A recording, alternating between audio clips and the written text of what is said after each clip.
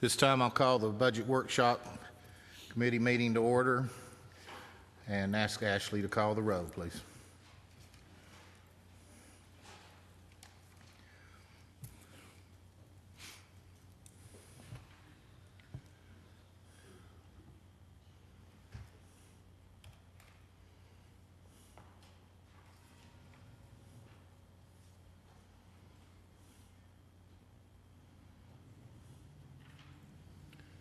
Cole? Here. Hannon? Here. Lewis? Here. Mitchell? Here. Moon? Present. You have a quorum. I now ask for the emergency announcement to be made, please. Before we get started, let me read the emergency evacuation procedures. In the event of an emergency evacuation, an alarm will sound. Everyone should exit the building by way of the nearest stairwell in a safe and effective manner. If the nearest stairwell is blocked by smoke, use the other stairwell. Do not use the elevator. Once you have reached the main floor, follow the exit signs to exit the building and quickly proceed away from the building. Please be mindful of others evacuating and of emergency vehicles. Tonight's meeting is a special called budget workshop, and for information only. The budgets to be presented tonight will be presented in the order that they are listed on the agenda. Randy?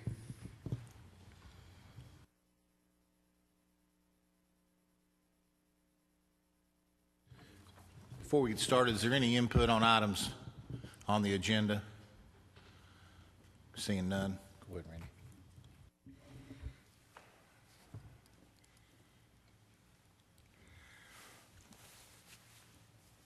Since we've got a little bit larger crowd here than we normally have, I think there's some things that are worth keeping in mind.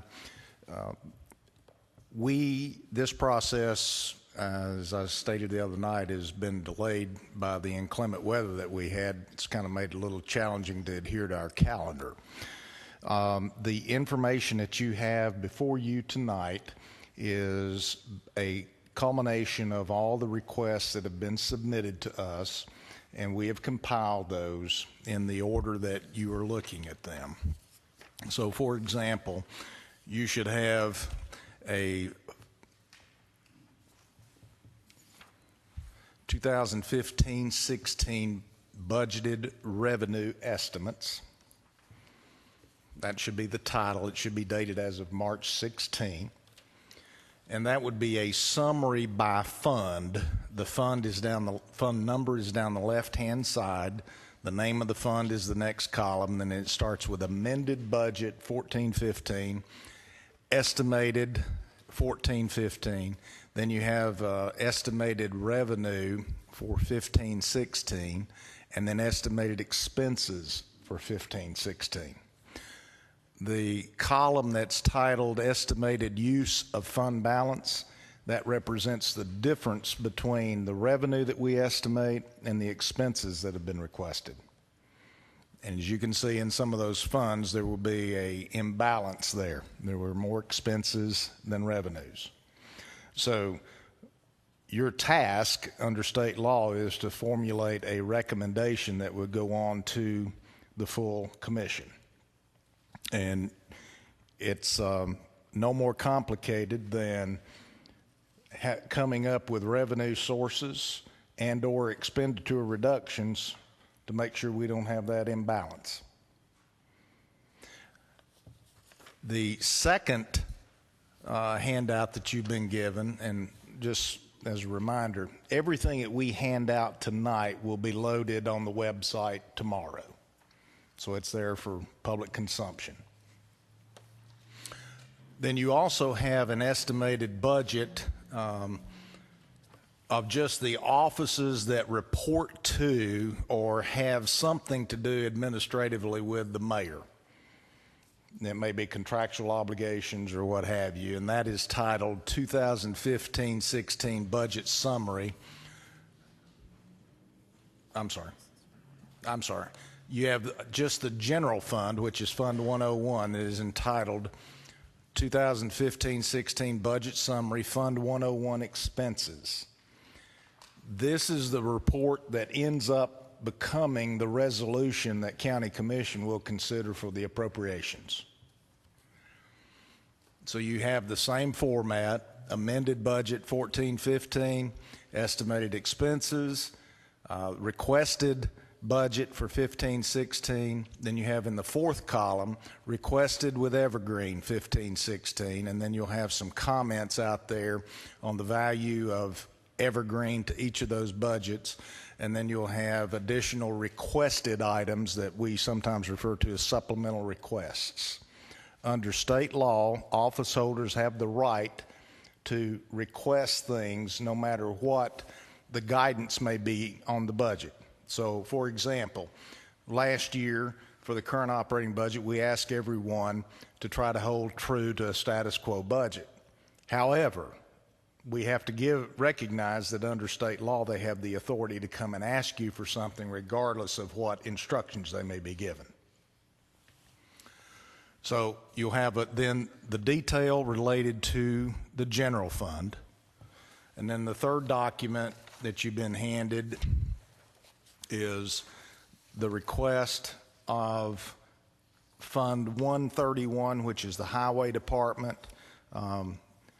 Highway Superintendent was ill and can't be here tonight, so we rescheduled him for 2 weeks. But you'll have Highway Department requests, and that's Fund 131. Then you'll have the detailed request for a debt service fund, which is Fund 151. And we generally would probably discuss that at a separate meeting in April. And then we have those offices that report to the mayor. They're in a separate handout, and you can see for your own reading how those expenses are going. Additionally, you have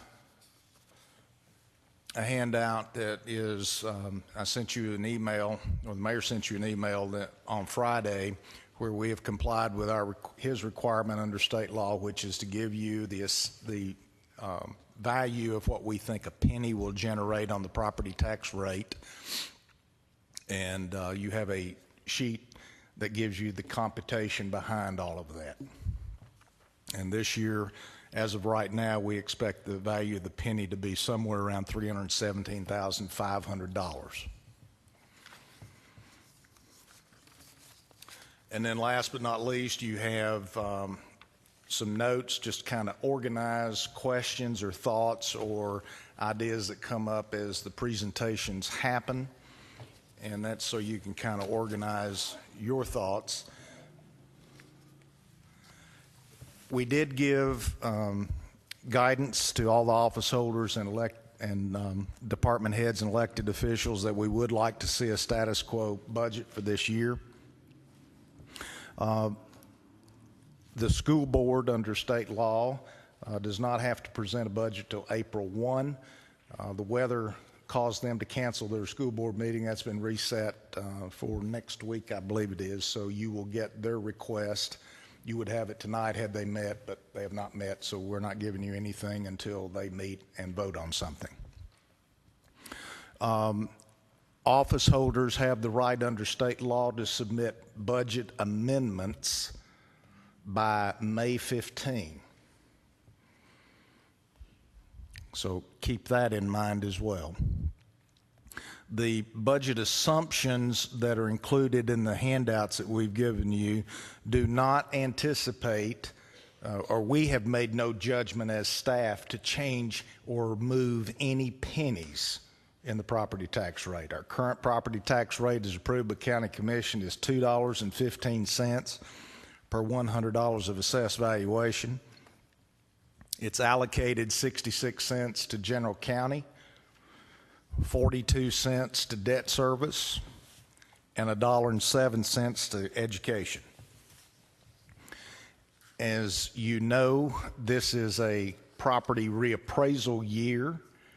We have made no assumptions on the property tax rate, the certified rate, nor have we made any assumptions on anything other than what we believe new growth to be in the property assessments for next year.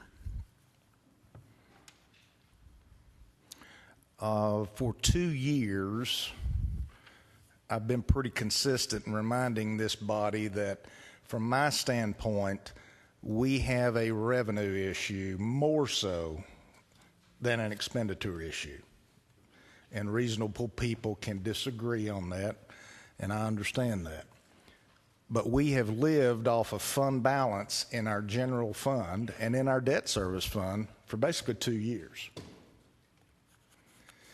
I've been asked what my philosophy is on the use of fund balance, and I can give you my philosophy, but this body probably ought to adopt a policy and recommend it to the commission.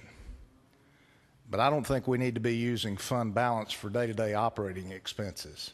I think we need to be using fund balance for those non-recurring one-time issues, whether that's a match for a grant, whether it's some emergency that's come up that needs to be addressed. But in my opinion, we need to be generating revenue on an annual basis that covers our operating expenses.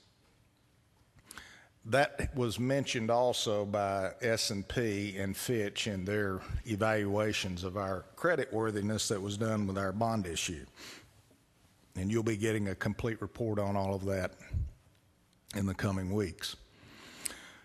The other reason that's important is, as we've relied on fund balance to balance our budget, Standard & Poor's has reminded us that if we do not maintain a level of fund balance 15% or greater to our operating expenses, then we will suffer a downgrade in our credit rating.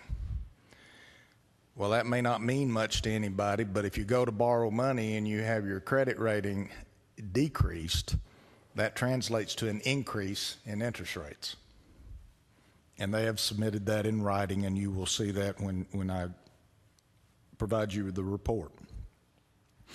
Last year, and really over the past 2 years, commissioners have made it very clear to me that they don't appreciate across-the-board increases, no matter what you call them. They wanted us to pay people based on what the market says that people ought to be paid. This body and the county commission have taken some pretty bold steps in that regard. I think the mayor characterized it well in several meetings I've sat in. We're trying to professionalize things around here, or improve our professionalism. And one of the ways to do that is make sure we've got policies and procedures in place that give guidance on how we ought to operate. Well, we're not asking you to consider any across-the-board increases. But you heard me make mention of the term evergreen. Evergreen is the firm that the county commission authorized us to contract with and appropriated $48,000 to do that. And they are in the process of finalizing a recommendation that will end up going to the HR and Insurance Committee to implement a classification and compensation system for our employees. It's not a backdoor way just to give pay raises. It's an accountability tool that basically says this is how we ought to be compensating people for these types of skills and abilities. So that's why you will see a characterization on these reports that I've handed out with evergreen.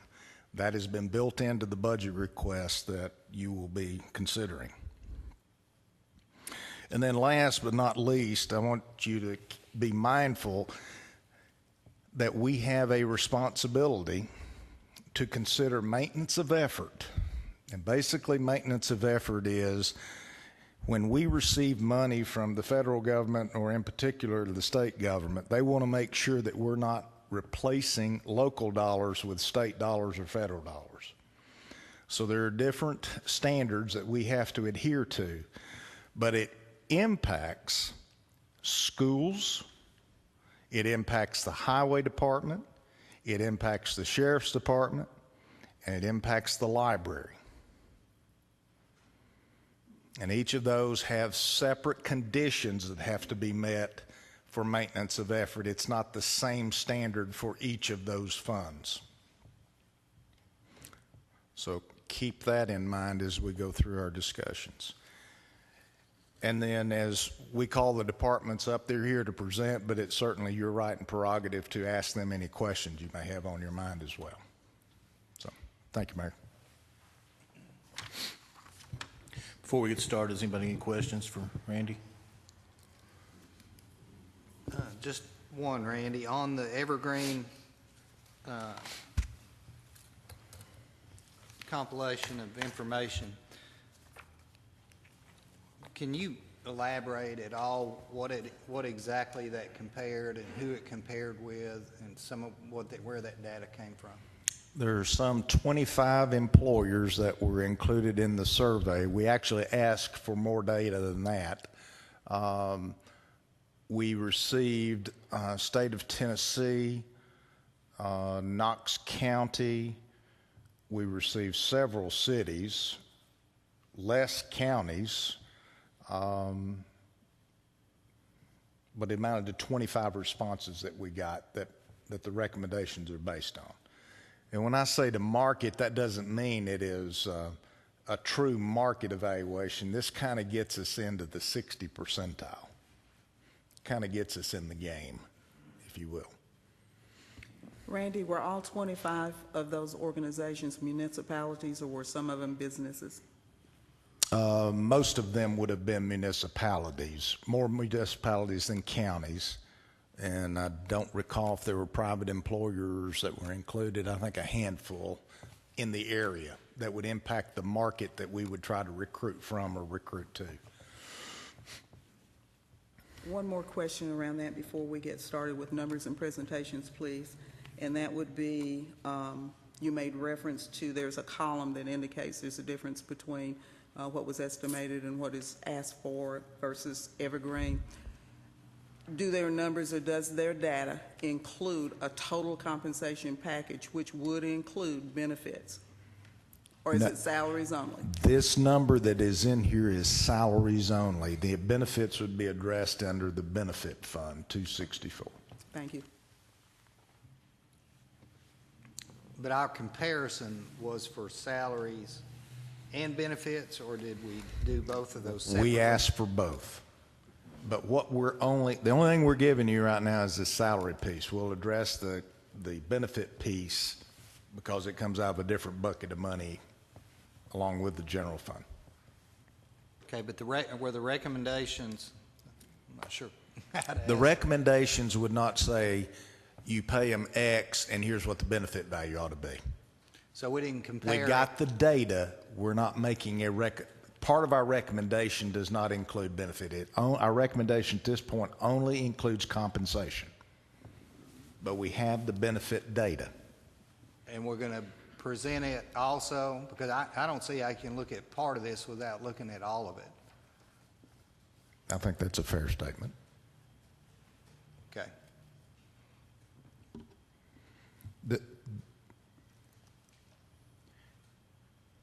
Our committee structure and the calendars, the way they work, makes it a little challenging to make sure you don't get out in front of a committee. Is there a way to talk about this in total as you talk about the salaries? I think we can. Okay, thank you.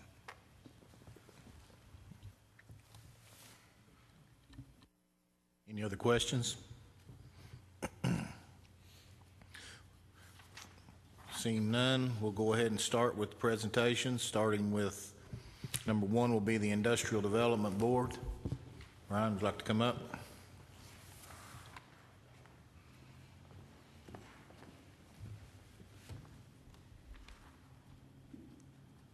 Got a handout if that's okay.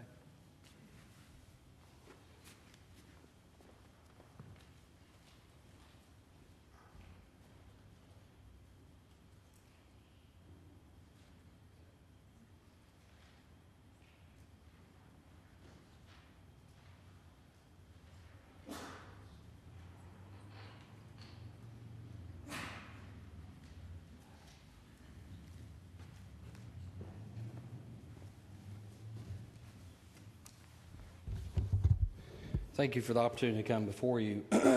What you've got in your hand there is our organization's annual report. You also have a handout that's a synopsis of the economic development activities that we've undergone. Behind that is all of the companies that we have been intimately involved with bringing into the community. And then behind that is a list of the grants for the past 4 years that we've been bringing the community to do capital projects. on behalf of the community. For us, many of you all, we've worked together for a long time, and the past 4 years, even through the recession, have been an incredible opportunity for this community. For those that were able to attend our training seminar, you saw and heard presentations from the state and from Dr. Murray, who is the state of Tennessee economist, that we are one of only 5 counties that is growing, especially with industrial recruitment and office operations. That tax base is continuing to come in here, which is good for us as citizens, because that's more tax revenue that would come in because we can tax those assets. We're one of the few departments that actually brings revenue into the community with the jobs that we announce in this taxable base that we bring in. With that, every decision we make involves the county mayor and the commission chairman. Our board doesn't make any decisions or commitments to put in infrastructure or any incentives without their involvement, which we're very proud of. And we operate very openly and have done a good job in recruitment. So much so, we'll probably here in the next few weeks going to announce another new company coming to Tennessee, which brings smiles to all of our faces. With the budget that we've proposed for you, we're anticipating 2015 is going to be an incredible year. We're expecting at least 2 major announcements. And with that, we're needing to close out our construction activities with some of our former commitments within our industrial parks with Pellissippi Place, Wrights Ferry Road improvements. You've also seen us recently buy property to extend the life of the Blount County Industrial Park, and we're optimistic that there'll be a major project there also. And we've also purchased the property of 30 acres adjacent to Partnership Park South, which prolongs the life of that industrial park. And as you all are well aware, whenever we put in infrastructure of that caliber, it's in our best interest to try to continue to prolong the life of those parks as long as we can, instead of going somewhere else out in the community and trying to purchase up a farm and develop a new industrial park. So we're always trying to prolong the life of those parks as best we can. Our budget reflects the capital expenditures that we've made thus far to these companies that we brought in. The company totals at this point are just right around $500 million of new capital taxable property has come into the community as far as contractual commitments, and also almost 2,500 new jobs, and that's been through a recession. Again, that's why we're one of only a few counties that's actually growing, because we had the foresight to put in the infrastructure to support these companies coming here. I'll entertain any questions that you've got regarding that annual report that you have in your hand or any of our activities.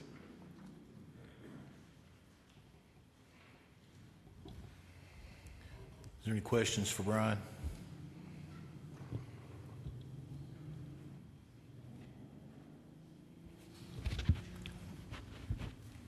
Brian, on the increase we're looking at for this year, you gave the transactions. Those transactions also involve any other governmental entity, i.e. Alcoa, City of Maryville? That's right. Our budget is, each park is funded at a different rate. Those are set in the intergovernmental agreements that each one of the legislative bodies approved. But then also, as each park is approved through those intergovernmental agreements, that's laid out there. So the answer to your question, yes. There are funding coming from Maryville and Alcoa, and then also the state and the federal government.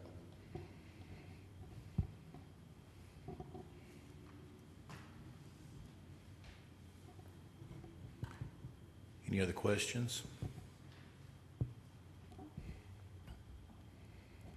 Thank you, Brian. Thank you.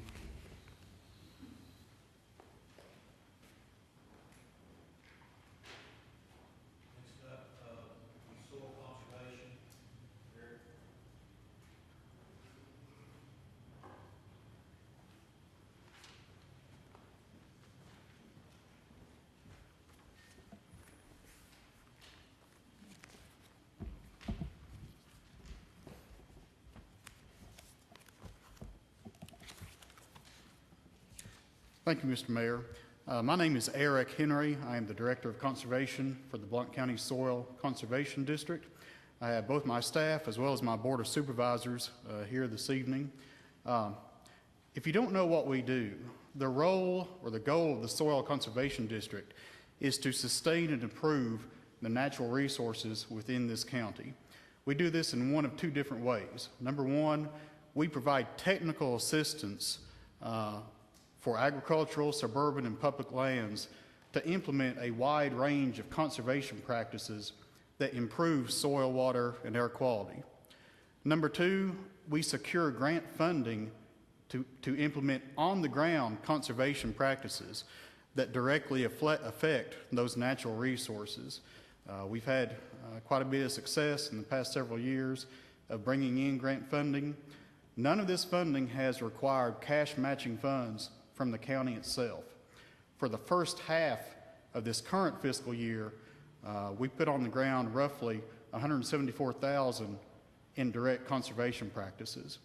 For this second half, we're projecting $250,000 that we will either secure or implement for the remainder of this fiscal year.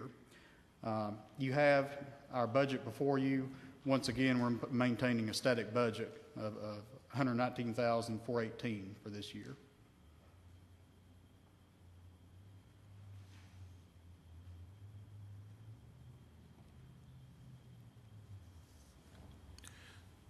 Do we have any questions for Eric?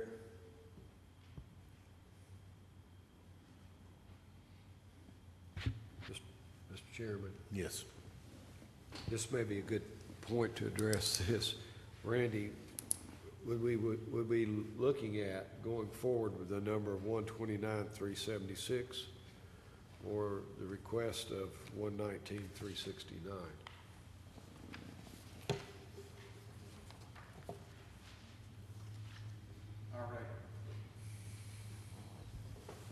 The 129,376, because that would include their portion attributed to Evergreen. Thank you, Mr. Chairman.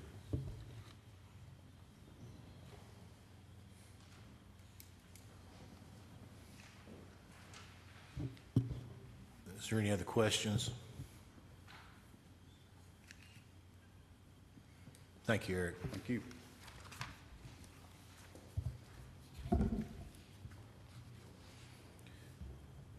Next will be the Agriculture Extension Agent, John.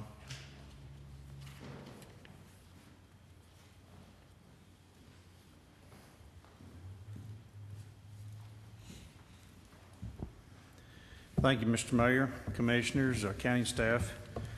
If I may, I've prepared a packet.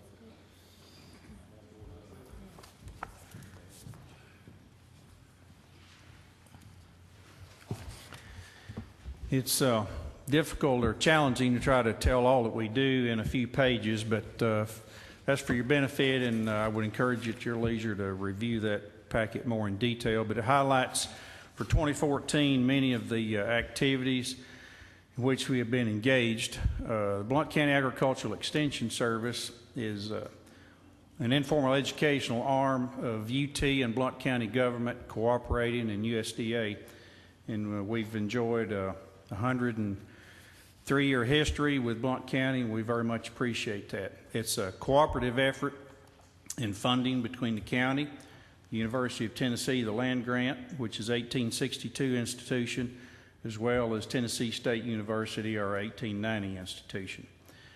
And this represents, we've got 6 educators on staff, as well as some grant-funded nutrition educators that work jointly with us in the school system. As you have opportunity to review through there, you'll see some highlights for programming with our farm community. I've also included the 2012 census of agriculture. The U.S. Department of Agriculture completes that census every 5 years. There you have a 2012 issue, and that will be conducted again in 2017. So that gives you a little background on the trends in agriculture in Blount County, as well as I think speaks to its importance. To me, it's interesting. I've noticed, called my attention several times, even on the Blount County seal, if you notice in the center of the seal, agriculture is represented. And we're fortunate in Blount County to have many agricultural producers that produce food and fiber for our citizens as well as other Tennesseans and folks around the world. In the strictest sense, it's about a $17 million income to Blount County, the agricultural sector, but when you think about economic multipliers, then that money turns over several times in the county. We, budget-wise, we are asking for a status quo budget, which we do our best to operate on a minimal amount of monies, and that represents primary salaries and benefits, and then not quite $6,000 in operating expenses. We're located there alongside our sister agency, Soil Conservation, and there in the Courthouse Annex. Would encourage you to come and visit us whenever you have an opportunity. We do programming with 4-H youth, nutrition programming, education in the school system, as well as outside the classroom, family and consumer sciences through canning colleges, first-time home buyer education, co-parenting education, and as well as working with our farm clientele to produce livestock and fruits and vegetables throughout the county. As you note from those highlights, there's quite a bit of return as we work with producers in the county to make them eligible for grant funding from state and federal sources. And they've been able to attract about $130,000 just through the Tennessee Department of Agriculture Cost Share Enhancement Program. And then in our Master Gardener programming, we've got a small army of Master Gardeners strategically located to live throughout our county, and they volunteered about 6,000 hours last year that they report at a national value that's rated about $20.15 per hour, and that's for a value of not quite $120,000. So through our informal education, we reach out to all sectors of the community, and we've got a lot of folks that volunteer their time and give back to Blount County. And we very much enjoy working with the folks here, and we'll be glad to entertain any questions I might address. Could you, for me, just elaborate a little bit more on your Master Gardeners program? What does that include? It's a volunteer development program in the strictest sense. And we currently are engaged at the Blount County Library. We teach weekly classes. We've got 25 folks in the current class, and they participate in 40 hours of classroom and outdoor instruction on approximately 15 topics, from soils, vegetable gardening, herbs, botany, insects, diseases, and so forth. Throughout the course of the year, we get several thousand questions from Blount County residents about, what's eating my beans in my garden and what can I do to control disease in my fruit trees. Well, we have a number of Blount County residents who have more than just a casual interest in gardening activities. They're willing to learn those topics in depth, and then once they become a master gardener, they get certification. They return back in their first year 40 hours of volunteer time to Blount County. And we do that through 26 projects in 2014 they had. And that's where this 6,000 hours of volunteer time came in. And then once they complete that 40 hours, then they are certified as a Blount County Master Gardener. And then each subsequent year, we ask that they give back 25 hours of time. And most years, they give back many more hours than that 25 to maintain certification. And then we conduct also continuing education for them, so they can stay abreast of emerging issues with regard to plants and insects and so on. You're welcome. Go ahead, Tom. I got a question, just clarification. Yes, sir. Is the salary for the agricultural extension in the soil conservation, or? I'm No, not seeing- we're separate. We're separate from soil Okay. conservation. Yeah, in the agricultural department. And then there again, I might point out for those who may be newer to the process, it's a joint agreement, gentleman's agreement between county government, state government, and U.S. Department of Agriculture. And they're at the federal level under USDA. There's a cooperative research and education and extension service. And that was brought about in about 1900 in many counties of the state, but officially in 1914. But Blount County, like several counties around the country, was an early adopter, and county government saw fit in January of 1912 to fund the first agent here. But it's jointly between, and here in Tennessee, it's University of Tennessee land grant and Tennessee State University, which is our other land grant sister university in Nashville. And we have agents from both universities that are on staff here. Is that also why we don't see any evergreen adjustment in this budget? Yeah. Okay, all state, okay.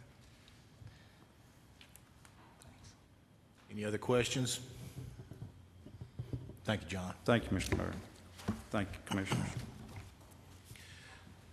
Going into item 4 here, the contributions to other agencies. Randy, will you want to give just a brief history on the Heritage Center? We fund 2 entities in this appropriation. The first listed on your screen is the Heritage Center, and they're funded at $39,240 right now. The other is the Tennessee Rehabilitation Services, and that's at $73,000. The history behind both of those is in the early 2000s, Blount County received a grant in excess of $2 million from the state of Tennessee that brought about the Heritage Center. Blount County was the grant recipient, and in that grant agreement, there was a contract executed between the state and the county that said there would be maintenance responsibilities that would fall to the county, not the Heritage Center, but to the county.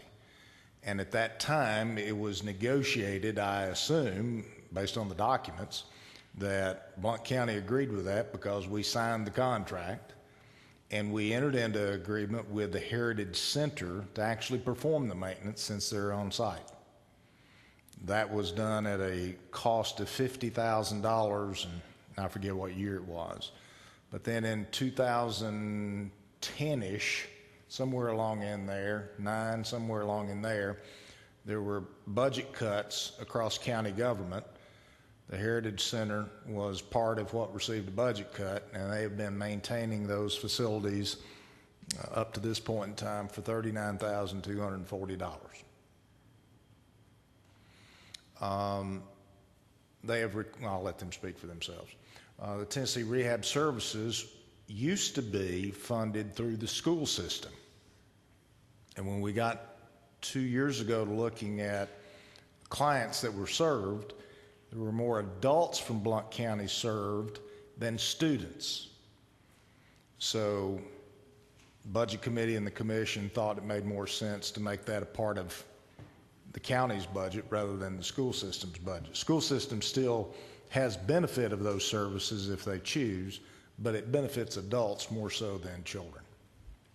So that's in this appropriation. So those are the 2 that are funded from this appropriation. Both of them are not-for-profits.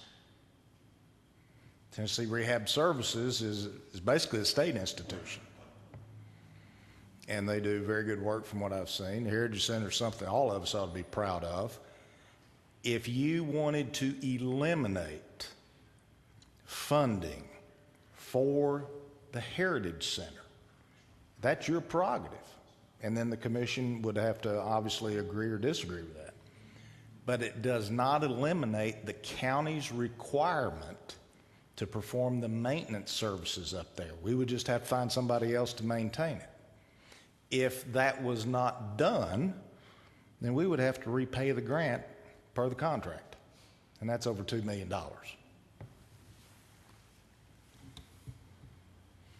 This should not be construed with funding not-for-profit agencies like what I've been accustomed to in my former life. I mean, if there is an entity that we have an agreement with, it is because they perform a service for Blount County. It's not where we are giving a grant to a not-for-profit. There are services performed. Also, at the time that Randy was talking about in 2011, when I asked everyone to cut the 12.8%, they cut their 12.8%. What they're asking for just gets them back to where they were in 2010-11. So they're not asking for any more money than what the county had agreed to give them back early on. So, you got a question, Mike? Just one on the Tennessee Rehab Services.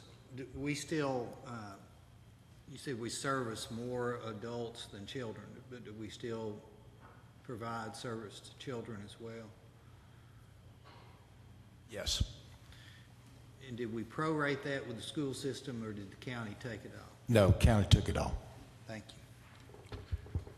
Mr. Chairman, I believe when Commissioner Brock was on the commission, he actually did a resolution to reduce the amount to the Heritage Center by approximately somewhere in the neighborhood of 10,000 and change. And that was prior to the 2010 date.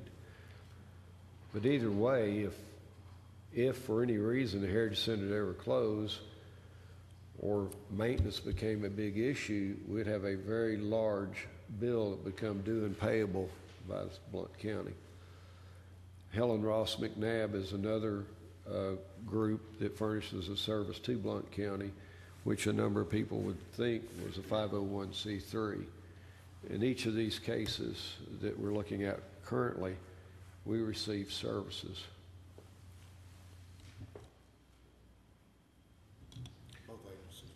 Yeah, they are. And at this time, I was going to ask the Heritage Center, Bob, if you'd like to come up, present, please.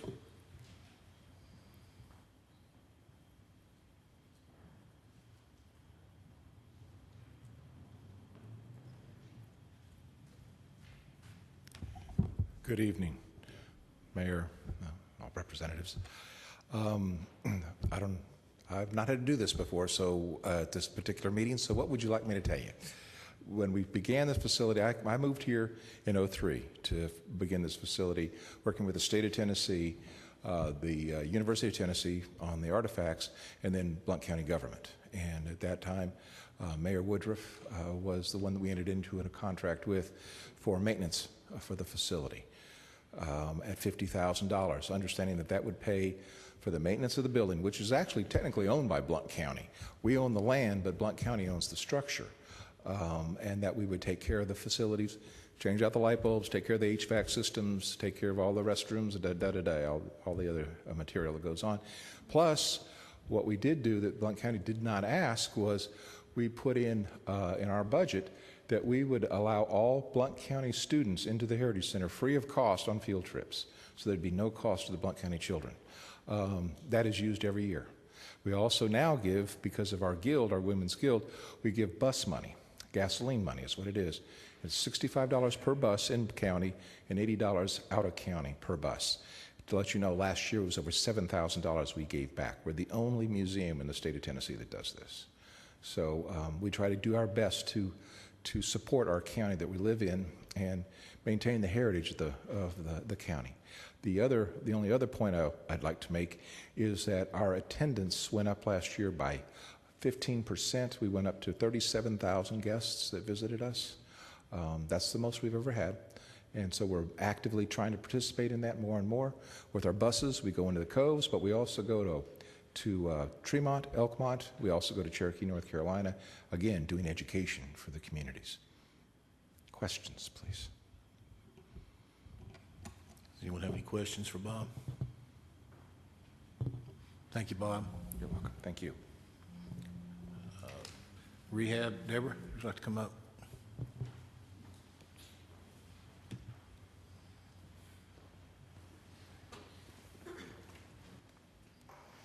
Good evening. I'm Deborah Quillen. I'm the Center Manager for Tennessee Rehabilitation Center here in Blount County.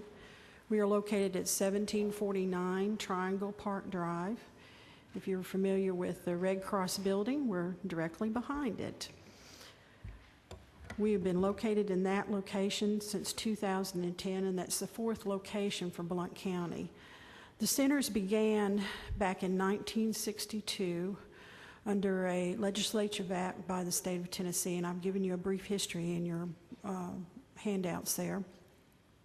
They started off with 22 centers, and as of today, we have 17 centers still standing. They are located in what we refer to as rural areas, or at least that's what they started off in, rural areas. You won't find one in Nashville or Knoxville or Memphis or Chattanooga. The purpose of the centers was to work with individuals who have disabilities and to provide services to them in a rural setting. Usually if you go to Knoxville or metropolitan area, there's a lot of different type of services that are provided for people with disabilities. In rural settings, it's very few. And so we are very fortunate here in Maryville to have a center located in Blount County.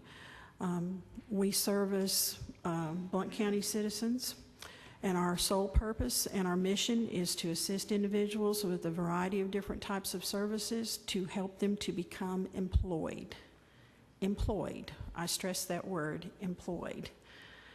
We have individuals who have been successfully employed for years, now all of a sudden find themselves with a debilitating disease, or if they've had an accident, they can't go back to their previous occupation, they need to go into another line of work, and that's where we assist them to try to find a successful employment and get them back employed.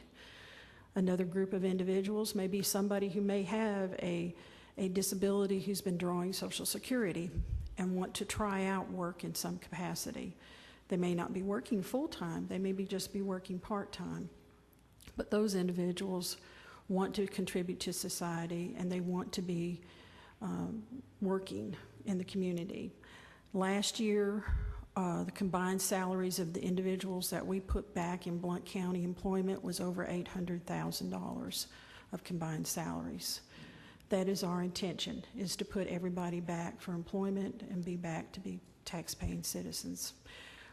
Our funding comes from local funding, which is we ask for funding from the City of Maryville, the City of Alcoa, and Blount County. That is 30% of my budget, and it is matched by 70% of federal funds. We are a very odd entity. We are a state agency, but we receive no state funds. That's just the way it works out to be. I welcome any of you to come by, have a tour of the facility. I've also put in a packet one of our events that we're having in October. You're welcome to come and attend. But anytime, call me. I'll be glad to give you a tour, let you meet with the staff, and see firsthand what we do. Does anybody have any questions?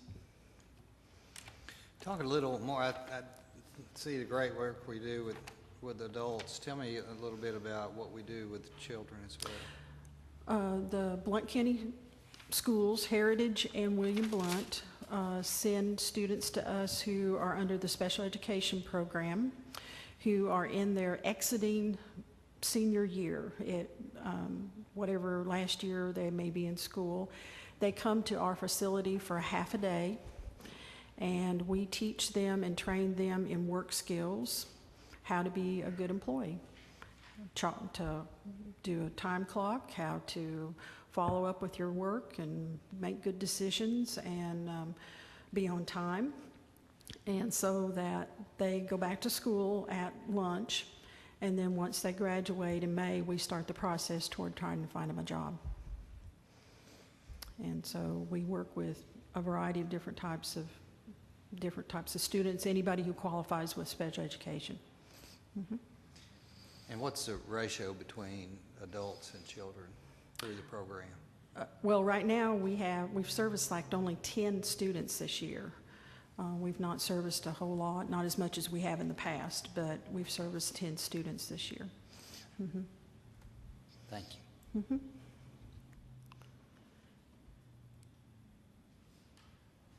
Is there any other questions for Deborah? Thank you, Deborah. Thank you.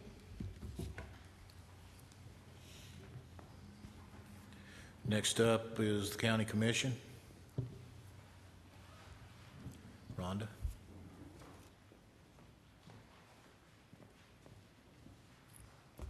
Hello. Thank you all for this opportunity. I understand your tremendous task, and I appreciate what you do. Our County Commission Cost Center is account number 051100 in Fund 101, and our latest account total that we received on Friday afternoon is $189,170. And that is $309 less than we asked for last year. I'm the only full-time employee. We have a temporary employee that fills in for me when I'm absent, and then we have 21 commissioners. And this cost center basically pays for coordinating meetings, agendas, public notices, minutes, and we've been open in the commission office since 2002. Does anybody have any questions or anything? I appreciate it. Thank you. Tom, you have a question? Just a quick one. Okay. Under the lease payments? Yes. What is that? That is our copier. We pay about $90.44 per month on that. And we have a little extra there because in case we need to make color copies, they're like 5 cents a copy. But we try not to use that if we don't have to. That's what that is. Any other questions? Thank you. Rhonda. Next up, the Register of Deeds. Phyllis, would you like to come up?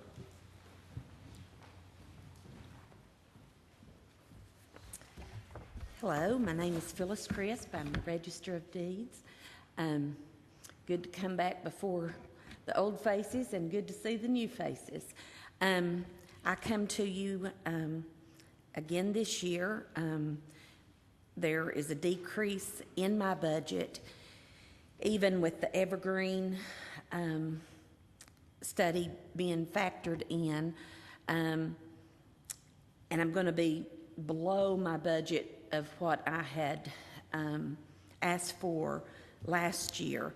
As I always said, I'm a good steward of the taxpayers' money because I'm a taxpayer also. So I feel like when I'm spending the money in my office, I'm also spending my money. Getting to Brian Daniels, anytime I hear of new industry or whatever coming in, that makes us just really be a cheerleader because that's revenues also into my office because those companies are borrowing money and buying property. New subdivisions are coming in because of that. People are buying homes. So that helps the revenues of my office. Any questions?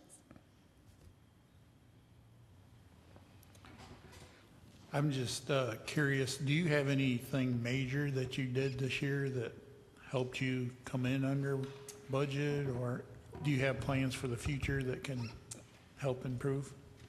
What happened this year, I had one to retire, and I did not fill that position at this moment. I'm using a part-time person, which is the lady that retired. And so that helped save a whole lot. So,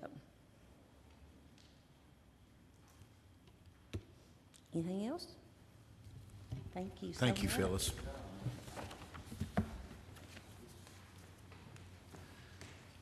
Okay, next up will be the trustee's office. Scott?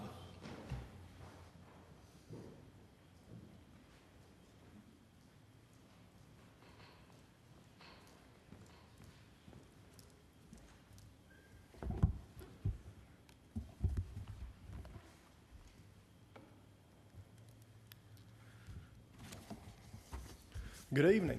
I'm Scott Graves. I'm your county trustee, and I'll tell you a little bit about our office.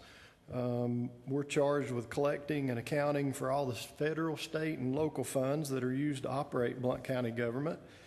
And as far as the number of employees we have the same number of full-time workers that we had in 1990.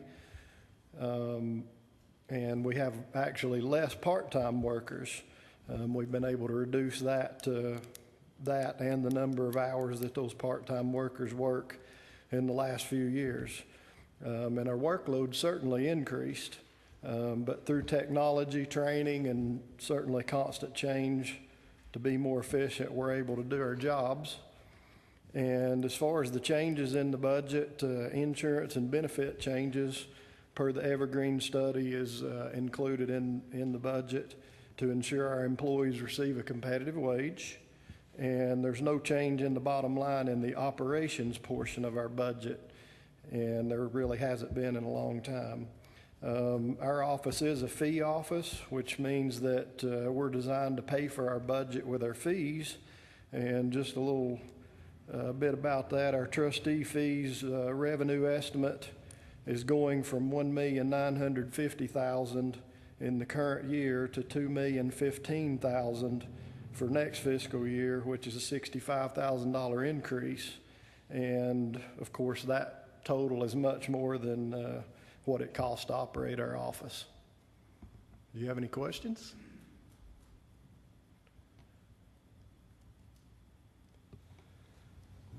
Is there any questions for Scott?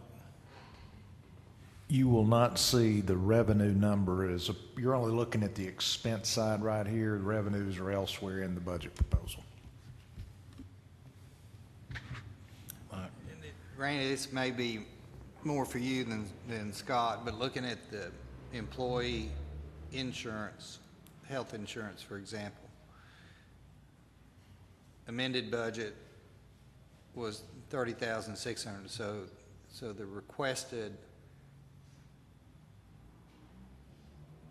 is $35,700. Now, is that also a part of the Evergreen because of the increase in the salary amounts? No, Evergreen is valued only on the wage side. All employee benefit costs are at the current premium rates because the HR committee has not adopted any different rates. Does it make sense? So it's the current rates. I don't know if I answered your question, but if not, I'll try again. So there's no reflection in employee health insurance tied to the Evergreen study on this budget? No. Are we going to see that somewhere else? You're going to discuss it when we get to benefits as far as the health fund's concerned. Okay, thank you. Randy, basically, what I've seen the insurance also increasing. So basically, the cost of insurance is going up, but the premium amount's the same, is why we're seeing that increase, right? Yes, and if someone's status changes, where they might have been family and they're now reduced down to individual only, or the reverse. They were an individual only and now they have family. That should be the only change you see. But the premium structures have remained the same, and they have to be dealt with.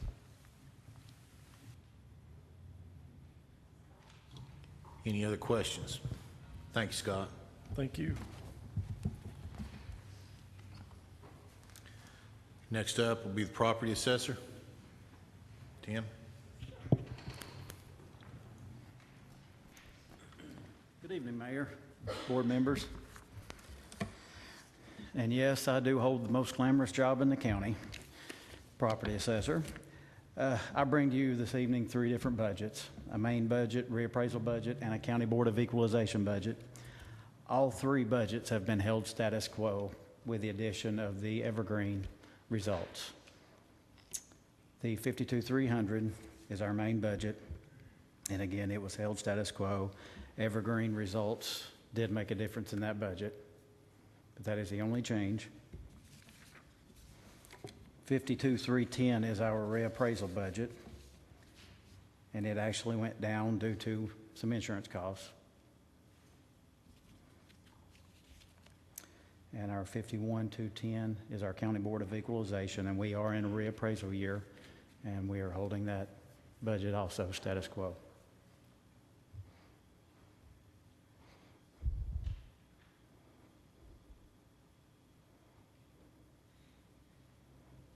Any questions, Tom? Just a question. I don't know your process well, so, but is there any kind of technology or anything that the county could invest in that would save us money over the long run? Good question. We actually did upgrade our system, our appraisal system, to a state system called Impact. And it really is not as much as a cost savings, but it's an efficiency. It's more efficient than our previous state system, but as far as cost, it really didn't save any money. We upgraded our plotter and mapping, and that saves us a tremendous amount of ink and paper over the old printer that we had in the past.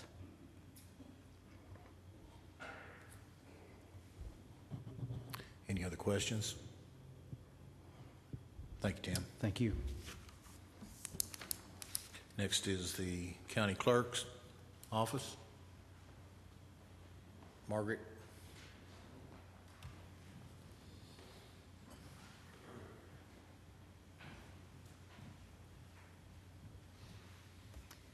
Good evening. I'm Margaret Flynn with the County Clerk's Office. I'm sorry Roy's not with us tonight due to his illness, but he is getting better, eating, which is a good thing. Our budget has not changed much. The only thing you might see is a bit of an increase in the expenses as far as supplies. Of course, our evergreen increase for the employees. We do have a $10,000 amount set in here for some equipment, but this is money that is set aside by the state of Tennessee for computer purchases only and cannot be touched for anything else. But other than that, it has basically remained the same.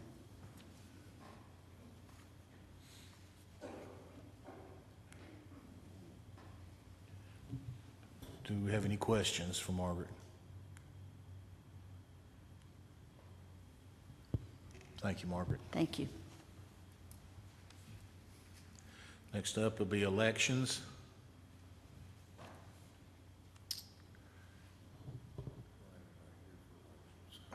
Okay. Okay. Next will be the Veterans Office. Mr. Shore. Good evening. I'm Ed Shore, Chairman of Blount County Veterans Committee. Our Veterans Office brings $40 million a year into Blount County for veterans care. Now, I want to tell you just a little bit about our Veterans Office. A year ago, January, Nathan on his own brought a food bank. He had experienced veterans coming to the office hungry, no food, penniless. So, on his own, he established a food bank exclusively for veterans, funded solely by donations.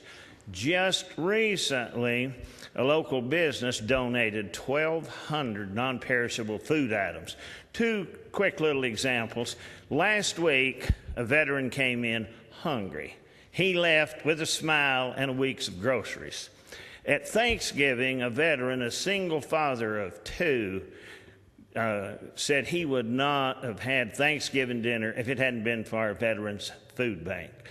Now, Nathan works tirelessly. He will answer that cell phone late at night. I know. I've called on emergencies.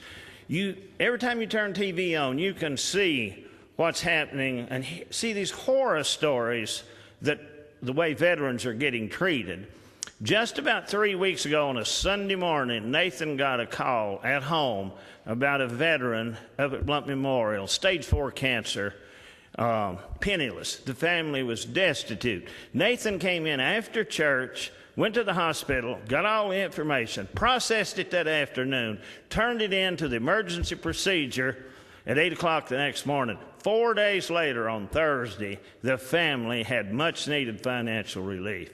That is the Veterans Office that we have. I am very, very proud of it. We are asking for a $3,531 increase this year.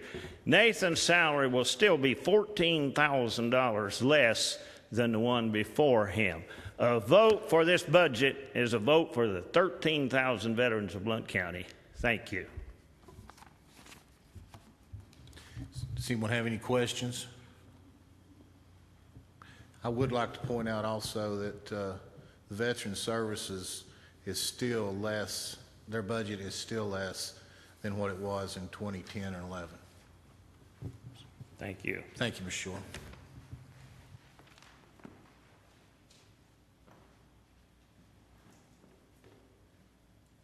Next up is the mayor's office. Seeing no questions, I'll move on.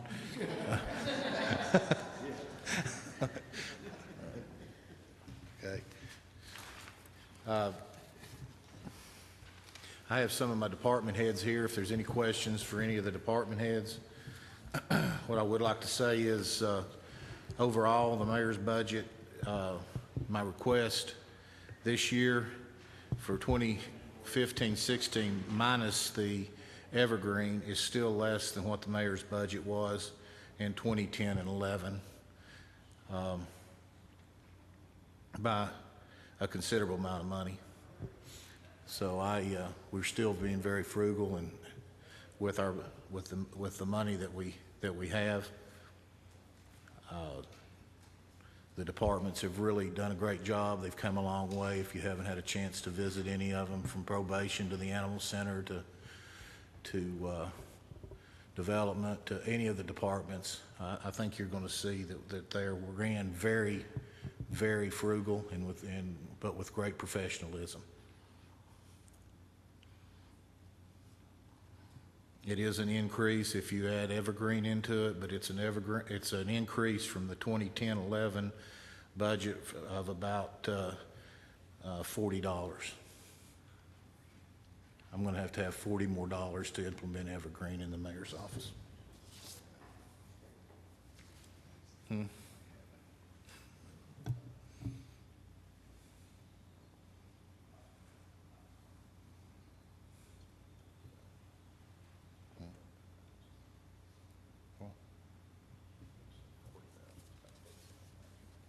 Okay, yeah.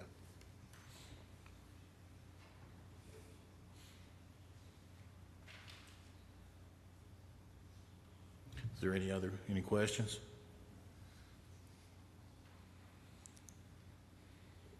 If you have any questions for any of my directors, I believe they're here today too.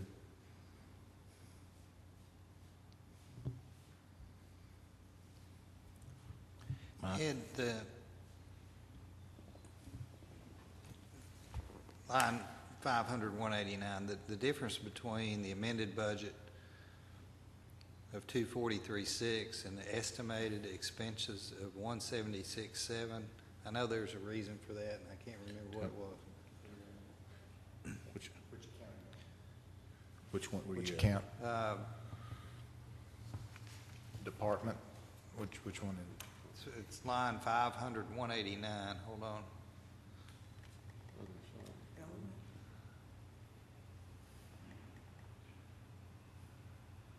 500, 189. Yeah, it's under the salaries and benefits, but I can't tell on this sheet.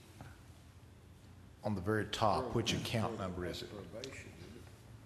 51,710. 51. I think we moved a salary out of there, but I just can't recall it. What are you looking at on that? The development budget. Development budget. Now that I know where you're at, what's the question again, Mike? I'm sorry. Line number 500, 189. The difference between the amended budget of 243.6 and the estimated expenses of 176.7. We moved 60,000 during the year to fund. That's not it.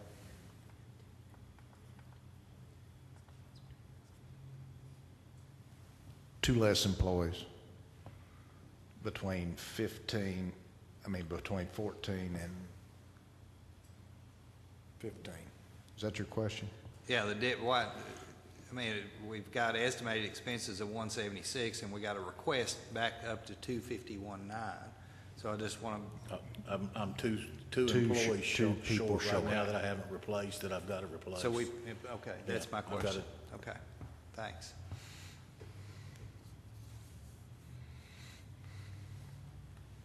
Building, things have started picking up in economic.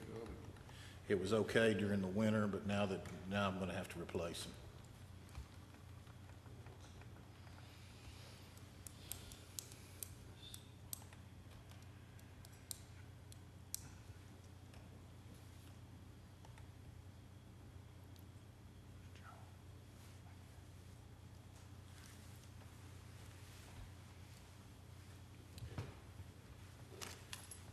Same issue, Ed, under county buildings for custodial personnel.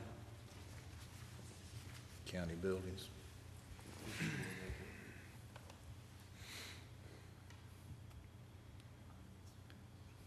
Which line are you looking at? 500, 166. So we estimated expenses at 98.1 and request. We've been running with about 3 less custodians than what we actually need. I reorganized that department. Don, if you want to come up.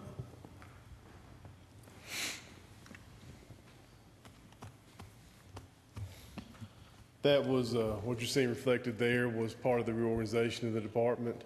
There were some open positions for a time, and then we also moved the supervisor, was in one account, and it was the wrong account, and it's back into the right account. So that's why your estimated expenses is going to be a little bit higher than what was requested.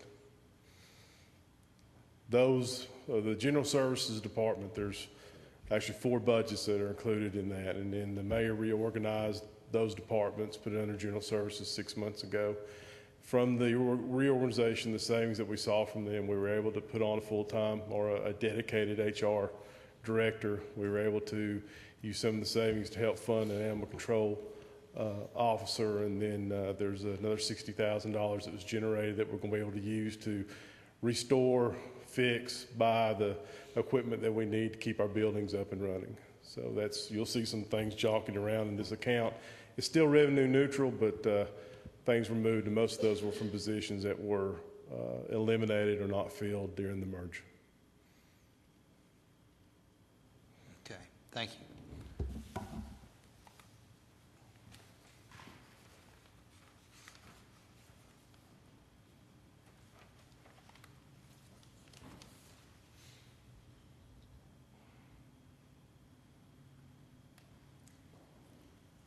Can I ask one question here, Mayor, as it relates to the maintenance, repair services and buildings, services and equipment?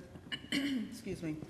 What might the services and equipment be? Are we maintaining service shops somewhere? Is that what this is? What are we doing here?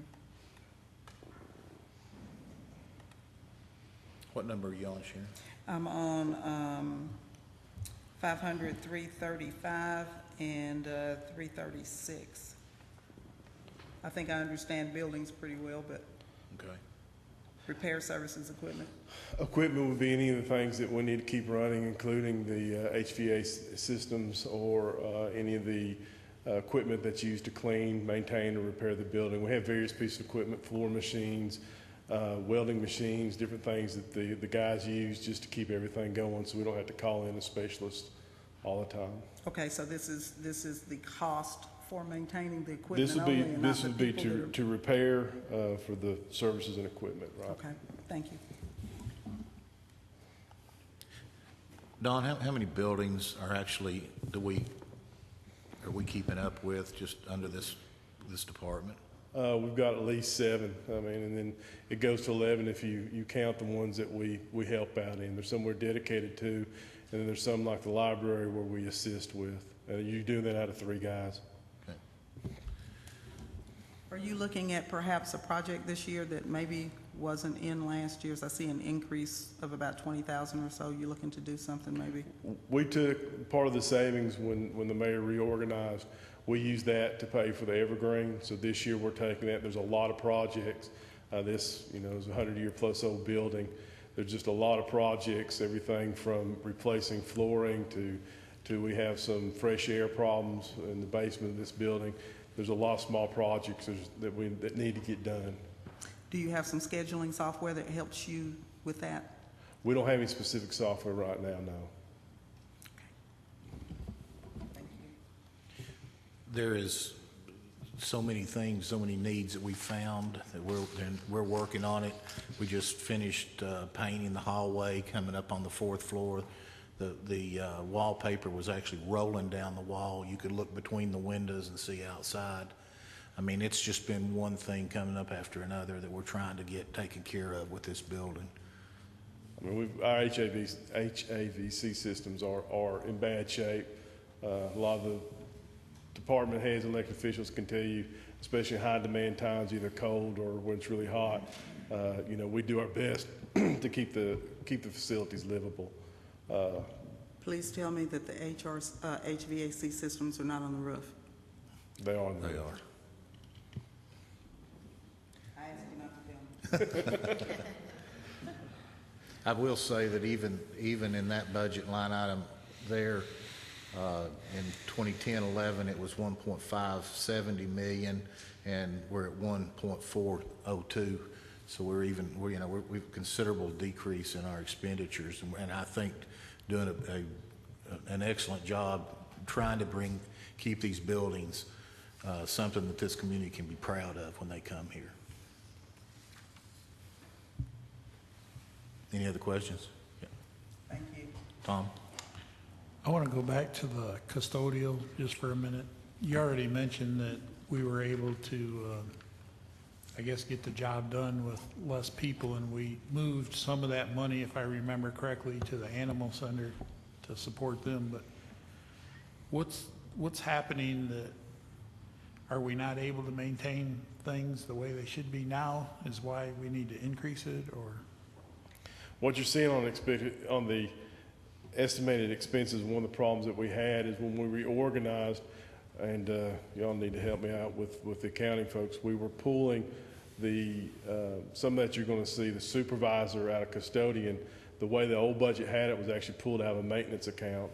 So we have moved that. So you're not really seeing an increase in expenditures, you're just seeing the money moved around, which is reflected by the bottom line. That's it.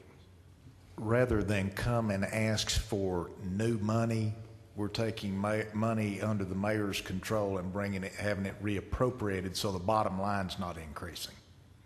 Moving it between departments rather than asking for increases in funding.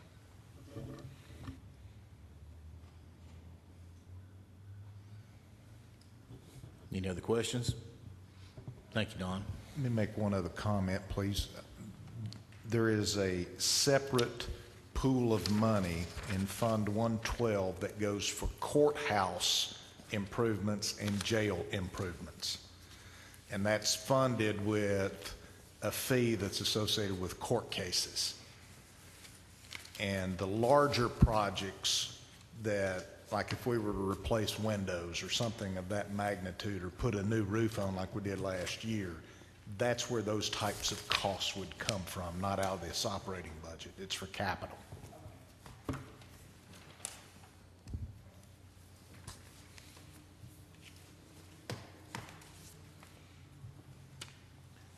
Any other questions? Just one, Randy, we may as well talk about county budgeting while we're here. Can you address that, kind of that same difference we talked about in the accountant's bookkeeping section from 332,000 estimated to 405,000 requests?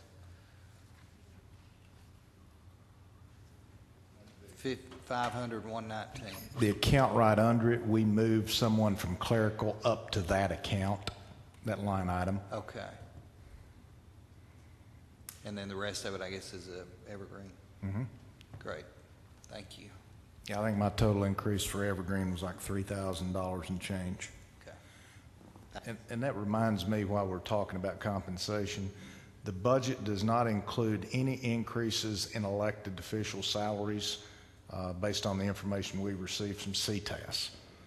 They've not issued their report, but I did poll them to find out from our consultant if in fact that would happen this year, and he said no. Only the judges, General Sessions judges, is where you'll see any increase. Elected officials. Those are usually statutorial or come from Nashville. We have no Yes. control locally. Except to pay for it.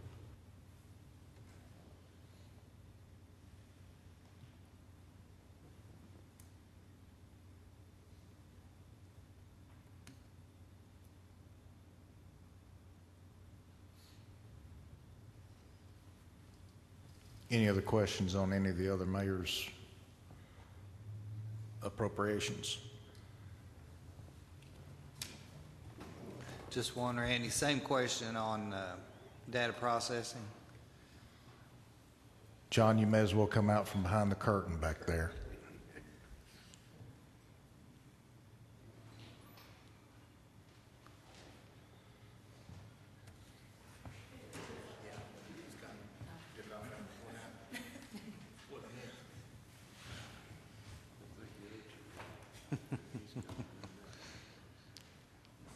I'm slowing down in my old age. What? Question, John, 500, 121.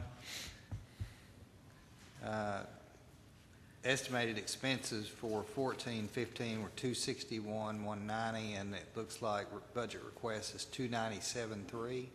Yeah, that's two things. One is Evergreen, and then we had a position we didn't fill at the beginning of the year, therefore we didn't spend all that money till we started that position.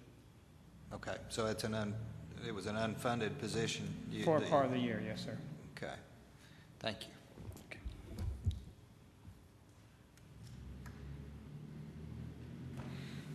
While you're on that budget, if you'll note, in line 317, data processing services, we have placed the first year of maintenance or license renewals, however you want to characterize that, for Chronos in the operating budget, whereas when we entered into the contract with Chronos, all that was negotiated into the same transaction, so it showed as a capital item for the current year. Is that right, John?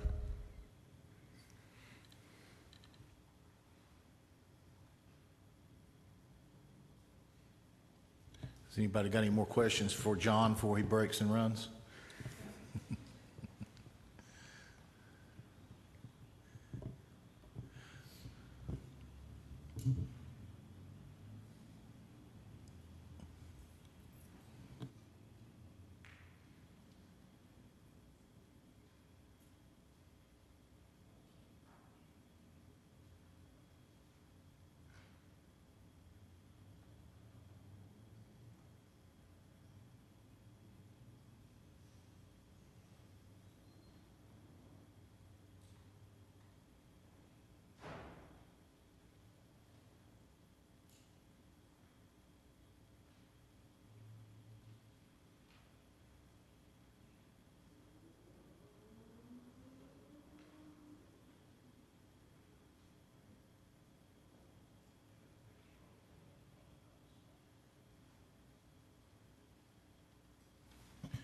Charlie, would you like to come up and explain the SMAC-F funding?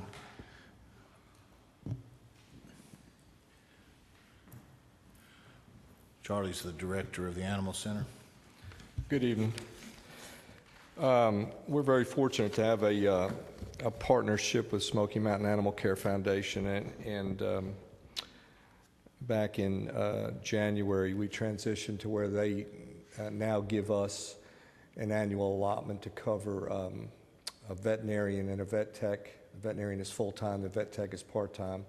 And they also give us an allotment to provide transport services. We transport animals to Minnesota, New York, New Jersey, Pennsylvania. And they also give us money to go towards operational expenses. So that's what their commitment for this fiscal year is, $180,400.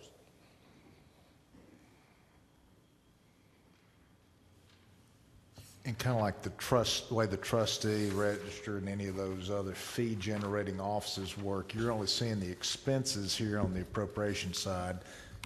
That revenue would show up in the revenues.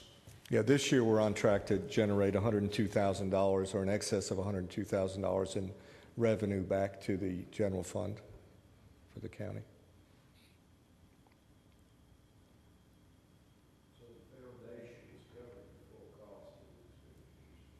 Yes, sir. On their budget, that's what they're covering. For instance, medical personnel, that's the cost of their vet and the vet tech. I think in the new budget we should have a line item for part-time personnel. We've added that that will cover the vet tech. They pay $6,400 a year for the vet tech, and then the rest is the veterinarian's salary. But this page is all the monies that they give to us and how it's split out.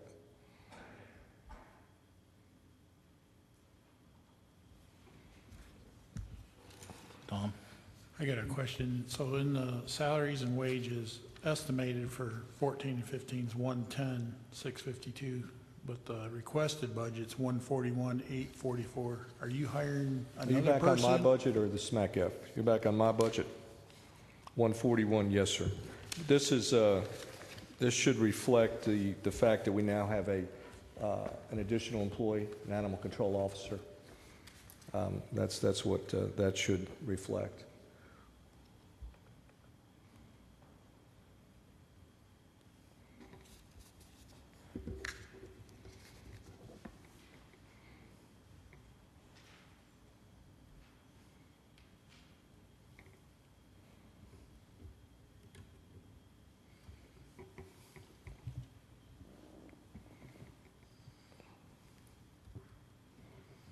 Any other questions for Charles?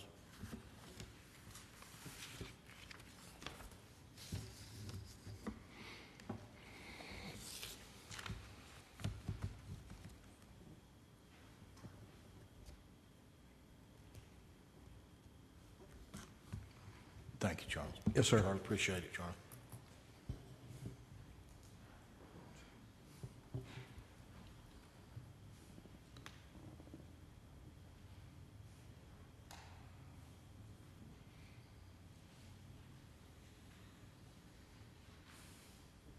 Is there any other directors that y'all would like to talk to? We've got John Lamb here. We've got Joni.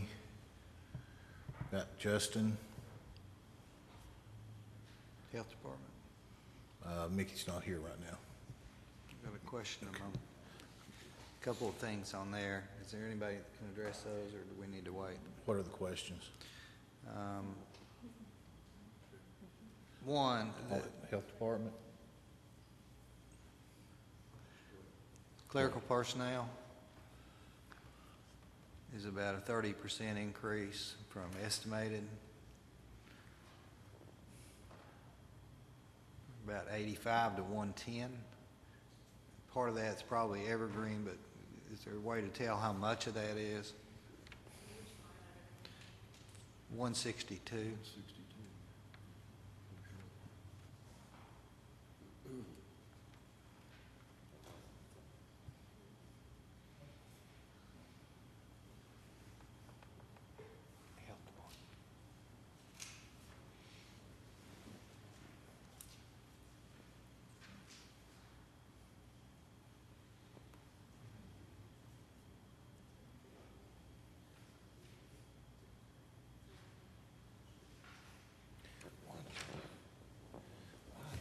health department in total is getting about $30,000 through Evergreen, so most of that's what that is in that clerical personnel line. So about all of that is Evergreen, and that's a 30%? Wow, okay. Same thing with custodian, because that's another 10,000. There's two, that's two custodians, yeah. And then under other charges, there's about $17,000 increase there, under 599. The other charges is an amount that's provided by the state. The $69,000, they provided us that funding for this year, and they decreased it for next year. I'm not sure why the estimate's only at 45. I guess we weren't going to spend all of it for this current year. But that whole line is funded by the state. Yeah, the charge, that, 599 is funded by the state. Yeah. Fully.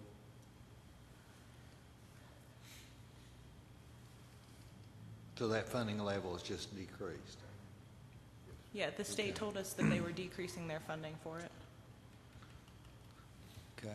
It's just about, it was one of the larger overall percentage increases by department. I just, from 485 to 565, I just didn't know what that was. Well, and we shouldn't be surprised if after they've reduced it, they come back later in the year and say, we're going to increase it. We've seen a couple of examples where they've helped us out with some capital projects as a result, due to some operational money that got freed up. Okay. Thanks. So then on expense line 500, 131, that's nurses, doctors, I don't know who we have over there. I know we have nurses. That part of the account is DGA, and that's all state reimbursed. All the money in that account is reimbursed by the state when we incur the expenses. A few of their employees were moved around between those two lines, between the medical personnel and the part-time. We moved 2 people from part-time to full-time today. So that's why that line increased, and you can see the part-time line decrease as well. And so the director's salary is where? He's the director of the health department is paid by the state. Okay, thank you. And the changes that Ashley just described, we found out about Friday afternoon. We're in the middle of a transition there. Nikki is now going to Nashville, and we're, yeah.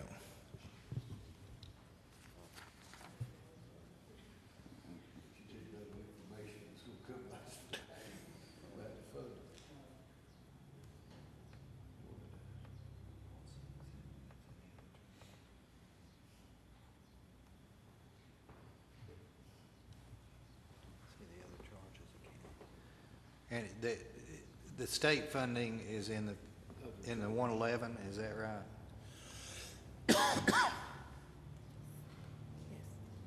The state funding is anything that shows the project number 55111.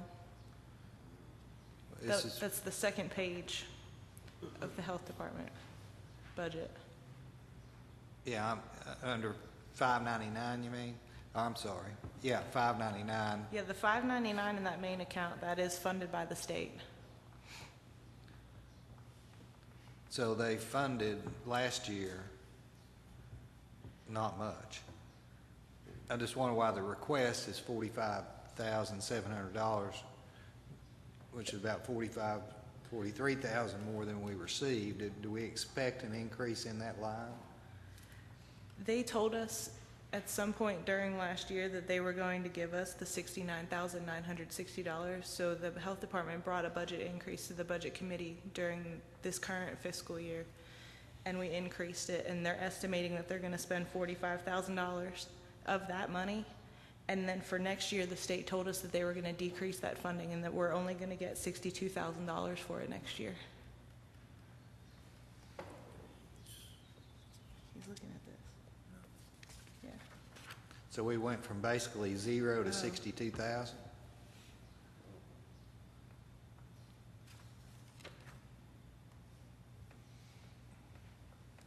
We went from 0 to 69,000 for this year. We didn't have this last year. Okay, that's what I wanted to be sure, is that big a difference was actually, that it wasn't an error somewhere. Okay.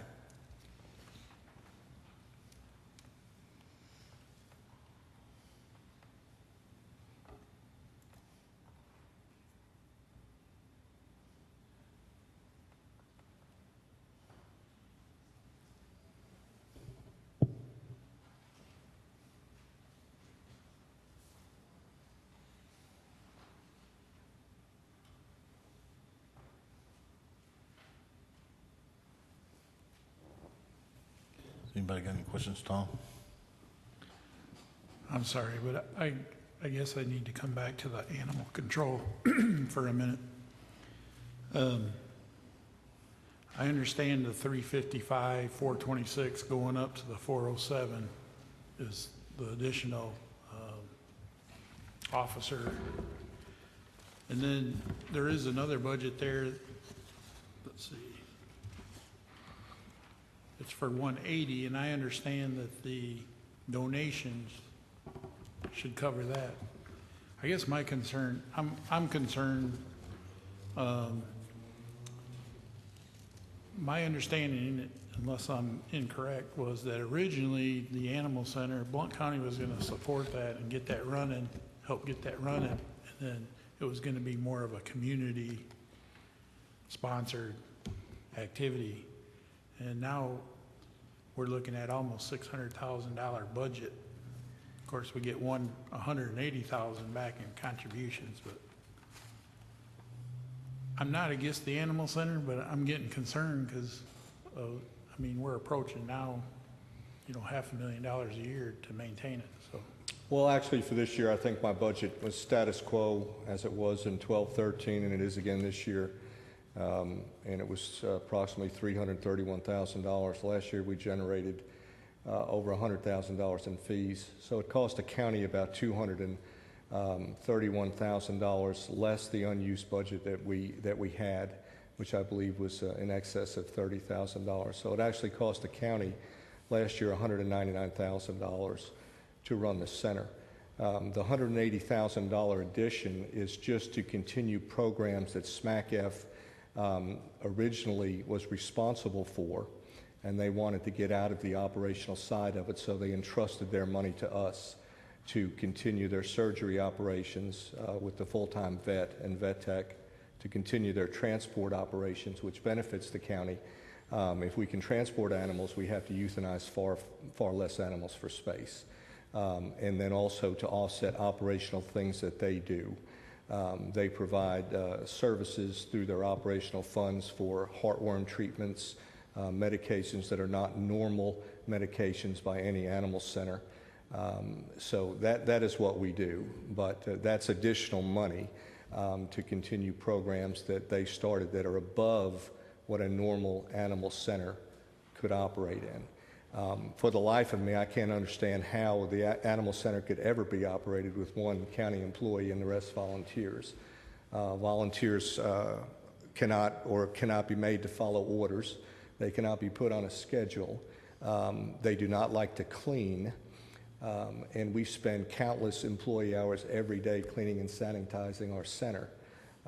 In addition, we feed, medicate, and do the rest of it. So I wasn't here when the animal center started, and I don't know what its original intention was or what was said, but I believe this county is very fortunate. We have a first-class facility out there, and we have 6 full-time employees that work very hard every day to make sure that Blount County's reputation for animal control and animal adoption services is first class.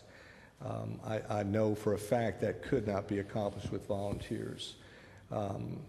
So, actually my budget, and I'll address it again, my budget is not going up any except for the addition of an animal control officer, which we desperately needed. Maryville and Alcoa have 5 animal control officers that cover 32 square miles.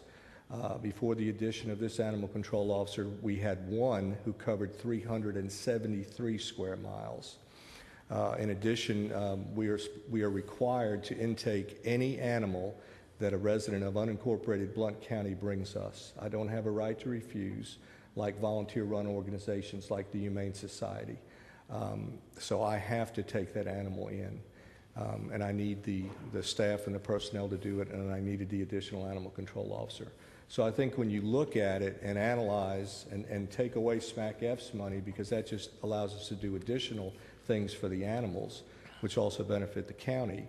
My budget, I usually am able to reduce that to a $200,000 a year investment for the county. because I think the fact that we generate fees back to the county is often forgotten when we look at budgets, especially in this case for mine. And like I said, on this year, we're on track to generate at least $102,000 in fees back to the county. So, it costs us probably $550 to $570 a day to run our animal center. And I think that's pretty good when you go look at other places and see what we do. We also have very good adoption rates. And I guess that's, I would hope that's what the county commission would want, is a center that, does everything that it can to have the animals brought to them, treated humanely, cared for, spay or neutered, which is required under state law, and then adopted out. Just a question, how many animals did you guys handle this year, and are you projecting an increase next year? Well, that's a good question. I've done a study from the beginning of when it opened, and we've leveled off at approximately 3,000 animals a year. 60% of that is dogs and 40% is cats. This year to date, we've brought in almost 2,000 animals in this fiscal year, so we're tracking to where we will probably get close to 3,000 again. And that doesn't include the rabbits, guinea pigs, rats, and other animals that are brought to us that we accept. We don't turn any animal away from a citizen that lives in unincorporated Blount County. We do not do that. And then we try to find them homes. When I took this office in 2010, there was one office and some kennels out there, and the project was under construction. And we've gone now to what we have now, which is a state-of-the-art facility, something this county should be proud of. But I do want to point out the budget in 2010, when I took this office, was $414,000. And that was one office and some kennels. And I've heard this talk that we were going to build this and turn it into an all-volunteer. And I know some of the commissioners have made that that was what they heard. I never have heard this. No one ever brought it to the mayor's office that this was going to be turned into an all-volunteer. And I find it very interesting that the ones that want to turn it into an all-volunteer have never volunteered. So, I don't know where this all-volunteer animal center came from. The budget is less this year than it was in 2010 and 11, and we've got a multi-million-dollar facility out there that's being run very professional. And, if the people of this community, if this county wants to, is not happy with what it is, then I guess they can talk to their commissioners and we can turn it into an all-volunteer organization if that's what they want to do. I really find it very difficult to believe that the people in this community are going to raise up and ask that we do away with the animal center. Yes. And go to an all-volunteer. And I appreciate everything you do. Thank you, Charlie. Yes, sir. Thank you. Any more questions? Thank you. Let me also add, there are some very generous people that Blount County benefits from, to the tune of $180,000, and I don't know that any of you all have an appreciation, but we're moving from a model, thanks to Charlie's leadership, we're moving from a model where we're having to file reimbursement requests every month to the foundation for them to reimburse us, to where they're saying, if you will do this, document it, be accountable for it, we'll write you a check. Now, we have to prove to them that we're doing what we've agreed by contract to do, but that in essence is the document we brought to County Commission a couple months ago. And that's a big deal, folks, that they've entrusted us with those resources and they think highly enough of the way that facility's operated. And that's something Blount County ought to be very, very proud